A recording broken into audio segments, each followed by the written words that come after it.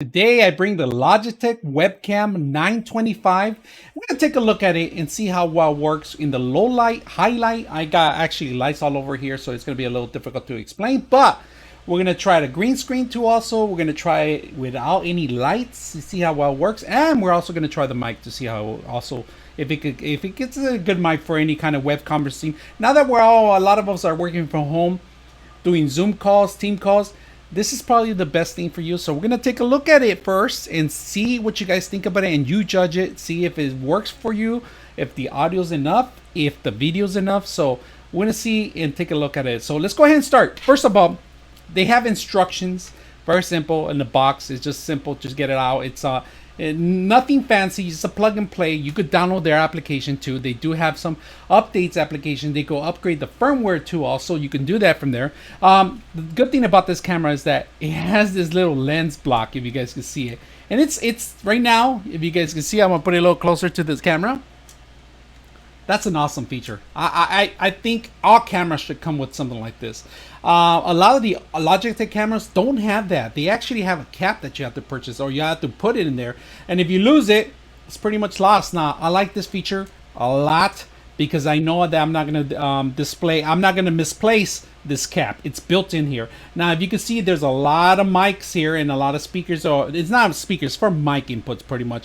So hopefully it's going to take some good mic. And then, of course, if you guys can see it, this has a grip, the rubber grip. This is a natural thing that the Logitech does to other cameras. They put rubber ends here so it won't damage any of your monitors or anywhere you're going to clip this on a TV or something like that.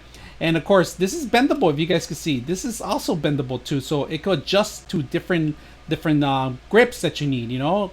So on top of that, if you want to do a web conferencing, you can actually even put it on a tripod if you want to, and it has it threaded in, so you can actually just, you know, screw it in there, and simple as that. Or like I said, optional. You can always put it behind the camera, TV, or a monitor. You know, very simple. I like this. That's a plus all the time. I like it that you don't need to remove this, because a lot of the older Logitechs, this was removable. I didn't like that, and then this was right underneath the camera. So I like this. That's all built into one. We're gonna take a look at it and see how well it works. So let's go ahead and test it out. All right, so we're gonna test the audio from the actual camera. This is the actual audio from the camera.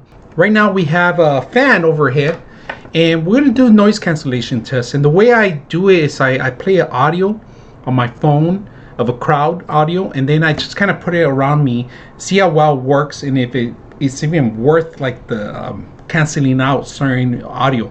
Right now we currently have a fan. You might be able to hear it. So right now we're going to do a light test first. I'm going to turn off the light, and this is without any kind of lights. Right now I do have one overhead. I'm going to point it out to you guys. That's the overhead light that I have. That's the only light I have in here, and it's an actual propel fan. So we're going to turn it off, and not the fan. We're going to turn off the fan and the light.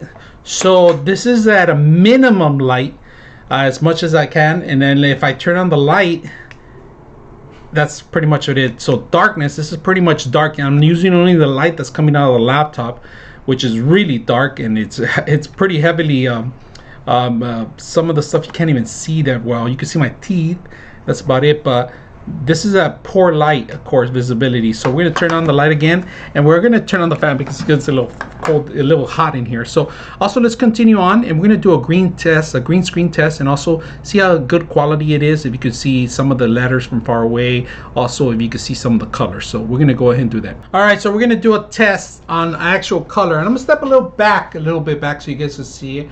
And this is pretty an iPad showing multiple colors. It's pretty much a chromal test for coloring.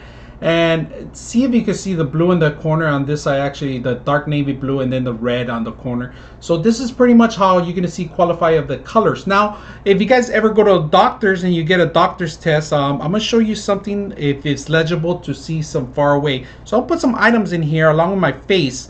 And if you could see it's legible, some of the letters, this is pretty much what you're going to see from this camera itself. So the camera's not that bad. You could actually see pretty good, really good. Actually, some of the letters and the bottoms are legible too, so not bad.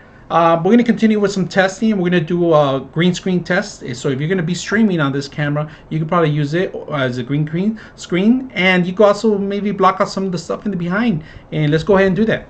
So I just want to show you guys the actual green screen before, and I do have a light overhead me, and I have another one that I'm gonna actually move away from, so give it a better green screen. And if you guys can see it, there is an overhead light.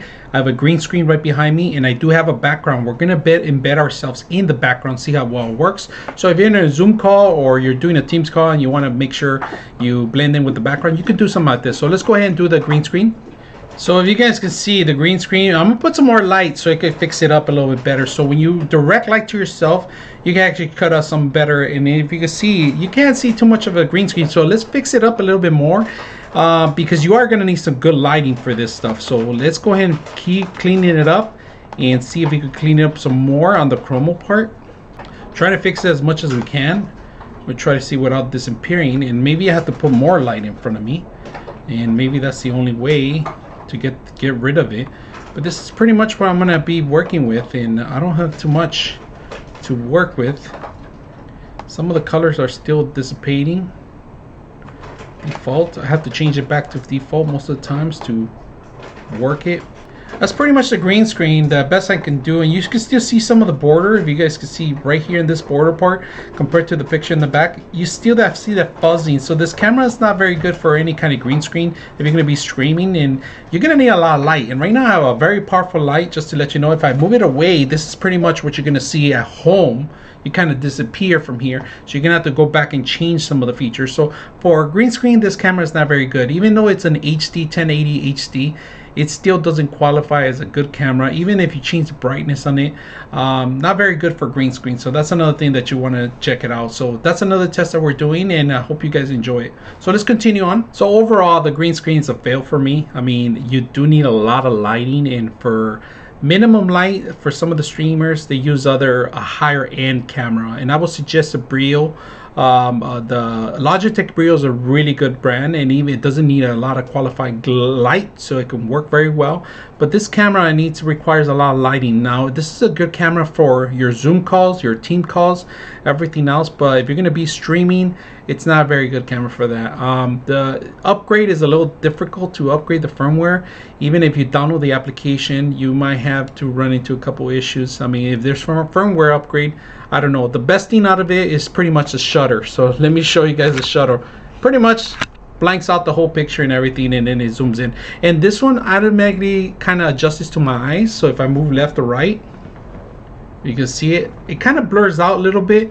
If I cover my eyes right now, it's gonna get a little blurry. So it takes a while for it to actually, like recognize my eyes and automatically zoom in. But I like that it has a green color when it tells you it's on, and it's red if its audio's off too, also for muting. The audio is pretty high quality on this one, so I'm looking at the bars, it's picking up very good. Like I said, good for everyday use, but not good for streaming. If you're going to use it for everyday use, it's a great camera for students out there that are looking for camera. Really good, and it has a privacy shutter, so I like this. So